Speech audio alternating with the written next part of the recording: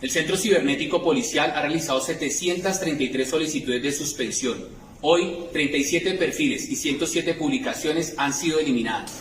Cuando muchos desacreditan a nuestros policías, ustedes estén ahí para garantizar que haya balance y todos estos muchachos hacen seguimiento de modo que se cumpla con la ley en el desarrollo de las actuaciones dentro de las redes sociales. A finales de abril de este año, cuando en las calles del país se vivían los días de mayor efervescencia de las manifestaciones ciudadanas, en las oficinas del Ministerio de Defensa recibieron un guión. El documento venía de una agencia privada que contrataron para enfrentar la crisis. Se trataba de un instructivo de cómo el ministerio debía fingir que estaba bajo ataque, concretamente un ciberataque. Ese fue el inicio. La estrategia era doblar la apuesta, combatir el pánico que había en las calles con más pánico.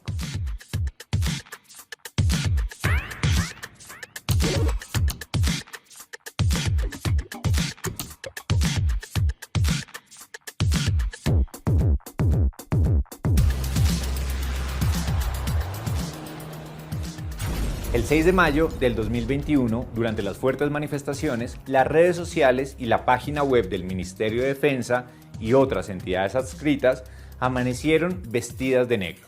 El último mensaje que aparecía en sus redes era intento de bloqueo. Parecía un ciberataque. De las 6 a las 9 de la mañana, ningún funcionario estaba autorizado para atender a periodistas ni a medios de comunicación. A las 9, las redes se restablecieron y comenzó la campaña #ColombiaEsMiVerdad. Se publicó un video que mostraba contenido rotulado como falso y donde un locutor decía: nos intentan bloquear, pero nosotros seguimos de pie. Nos intentan bloquear, pero nosotros seguimos de pie protegiendo a los colombianos. Información como esta es terrorismo digital y es falsa. A Colombia la protegemos todos. Algunos medios publicaron esta información, pero la aclaración no tuvo el mismo impacto que sí tuvo el falso ciberataque. Una mentira que terminó convertida en verdad. Además, generó confusión en periodistas y medios de comunicación. Para que esta campaña tuviera éxito, el ministerio inventó un enemigo: las personas y los medios que los critican o denuncian su accionar, especialmente durante el paro nacional. La idea fue planteada por Alotrópico SAS, una empresa bien conocida por el gobierno y especialmente por el ministro Molano. En 2019, esta empresa fue contratada para mejorar la imagen del presidente Duque, al mismo tiempo que buscaba que la ciudadanía cambiara su mentalidad frente a las manifestaciones que había por ese entonces. Ahora, 2 años después, Molano volvió a buscarlos, esta vez con un contrato por casi 900 millones de pesos, para llevar a cabo la campaña #ColombiaEsMiVerdad.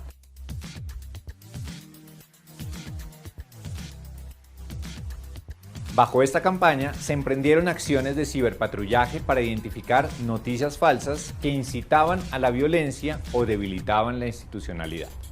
Y lo que comenzó como una campaña terminó instalándose como una política sostenida, desproporcionada y sin funciones claras de hipervigilancia que conlleva a la identificación y criminalización de las tendencias en las redes sociales. ¿Cuál es la arquitectura institucional que está a cargo de esto? El ministerio instaló el puesto de mando unificado Ciber, conformado por 7 entidades del Estado, algunas encargadas de la ciberseguridad, ciberdefensa e incluso inteligencia. El Centro Cibernético Policial, CCP, el COLCERT, Grupo de Respuesta a Emergencias Cibernéticas, el MINTIC, la Dirección Nacional de Inteligencia, el Equipo de Respuesta a Incidentes de Seguridad Informática, el Comando Conjunto Cibernético de las Fuerzas Militares y la Fiscalía. Este sofisticado andamiaje interinstitucional está sustentado en la identificación de amenazas contra la seguridad ciudadana, como por ejemplo la explotación infantil.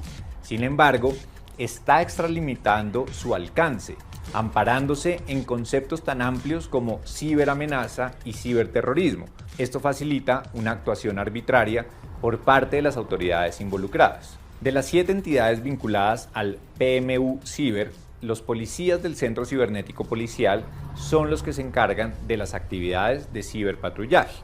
Ahí identifican y recolectan información que para ellos podría ser falsa o que podría generar alguna afectación a la institucionalidad, es decir, que de alguna manera puede ser dañina para la imagen de la fuerza pública.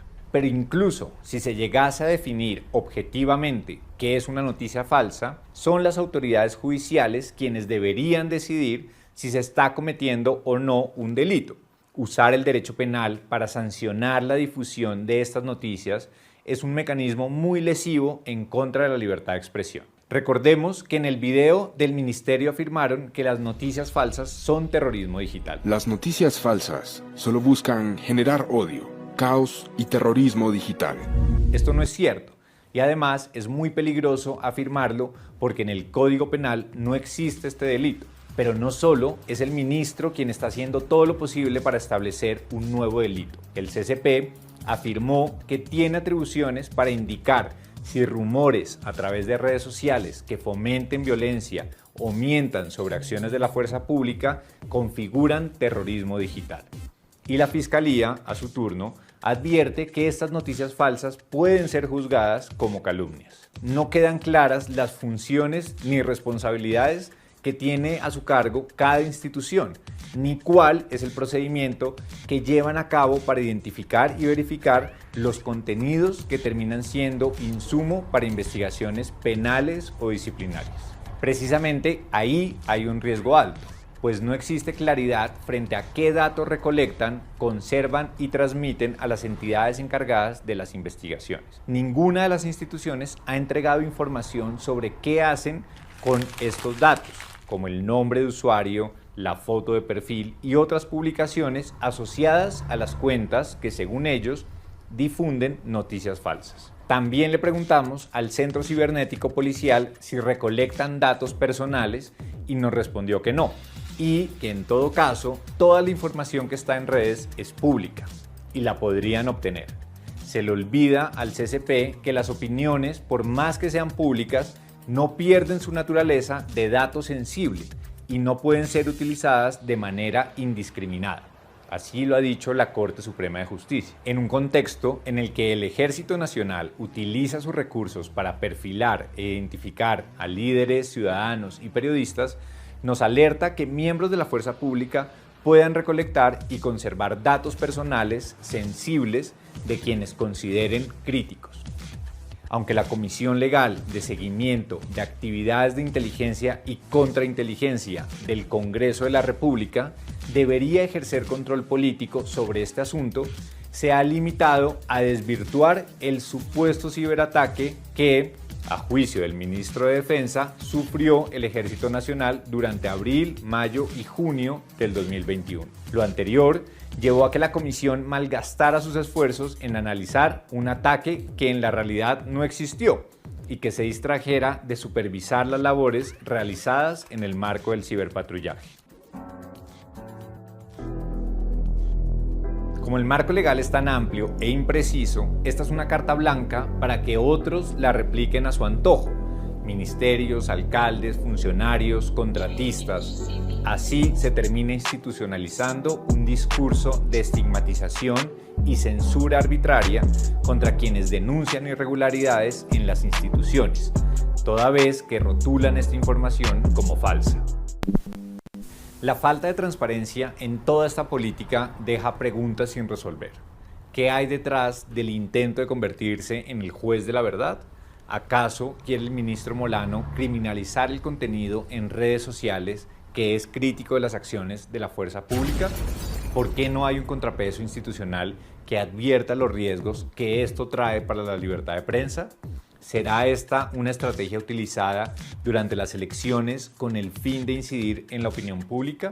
Es urgente que el gobierno revise esta campaña y se abstenga de realizar vigilancias en línea que ponen en riesgo la libertad de expresión y la privacidad.